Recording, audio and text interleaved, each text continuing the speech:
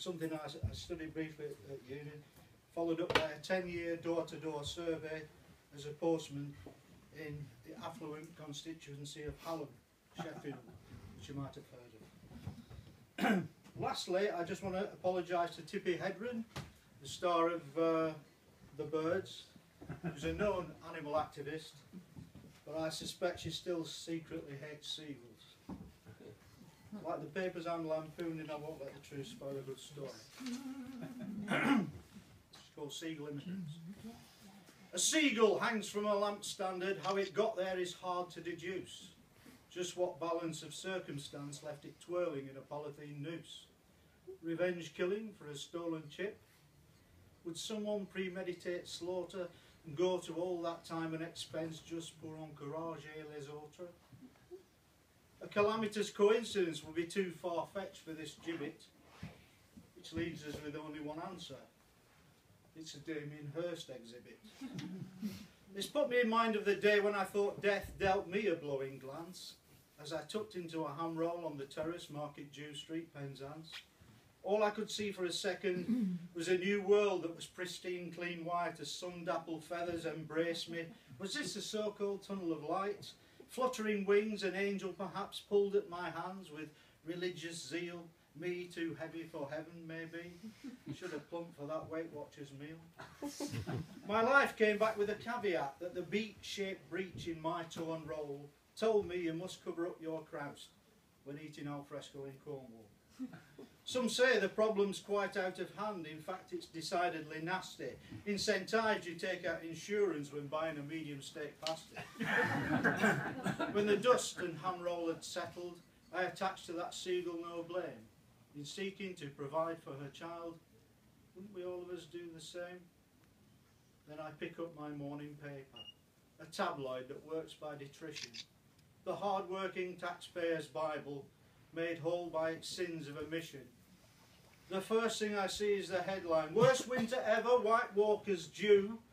Diabetes is out of control and there's a Canderel shortage too. Fracking hell as house prices plummet. Living longer is holding us back.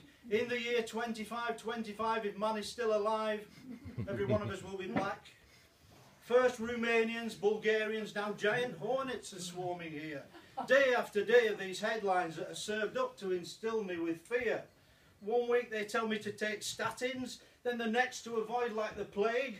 They're making me scared of everything except myself and William Hague. It comes with me into the bathroom and I read it while sat on the loo. I'm a martyr to constipation, for a while stuck on page number 2. Later I stare through the window at a lone seagull chick hunched in the rain. Her hard-working mother is tireless as she feeds her again and again. I suppose I've been lucky in life, free school milk and free education, full employment with not much done. My house is now worth a small fortune. National care from cradle to grave. My homeland has not had to face war. All in all, I've had quite a good life. Then I pick up my paper once more and sneer as the beautiful people parading what passes for fashion. So many problems despite their wealth. I've already lost all compassion. Told of the scams of the so-called poor, more fiddling than Stefan Grappelli. Arrogant, Riley, living the life. I've seen some of them on the telly. I recalled that instance. That seagull chick is looking distressed. Imagine if Mum never returns. I'll surely ring the RSPB and notify them of my concerns. I recall that instance in Penzance and my brush with Death's Dominion. Seagull and I together broke bread in an act of social communion. But my paper seems to imply that it's time for a big conversation, whether seagulls' ASBO behaviour makes them worthy of preservation. Our Prime Minister has suggested that it's time to take these birds out. A gull once stole ham from his sandwich. Oh, the irony. He left the pesto dressing, no doubt. It seems they form themselves into gangs, just like a scene from Hitchcock's The Birds. The article overpowered me. I succumbed to a blitzkrieg of words. Marauders, menace, rats of the sky. So the language began to take hold. Evil, destructive, malignant, foul. As overawed adjectives unfold, these dive-bombing gulls spray feces like some kind of incontinent stooker. and Tippy Hedron gives helpful tips, one of which involves a bazooka. Deterrents mooted like flock-off paint and specially bred super falcons, although it seems the line was drawn at skilled marksmen brought in from the Balkans. I glared at the gull out my window as she spewed the food into her chick, been down into town for a handout, so something for nothing makes me sick. Didn't they used to feed from the sea? It was better when they stayed out there, coming here taking our pigeons' jobs, and now just scrounging on the welfare. These gulls can live up to 40 years, they're so fit they'll outlive our beasts. Will it extend to other bird types? Imagine being harassed by geese. A pox on these damnable seagulls, lame ducks, sick parrots and ill eagles. A quote from the society page. A shame we can't hunt them with beagles.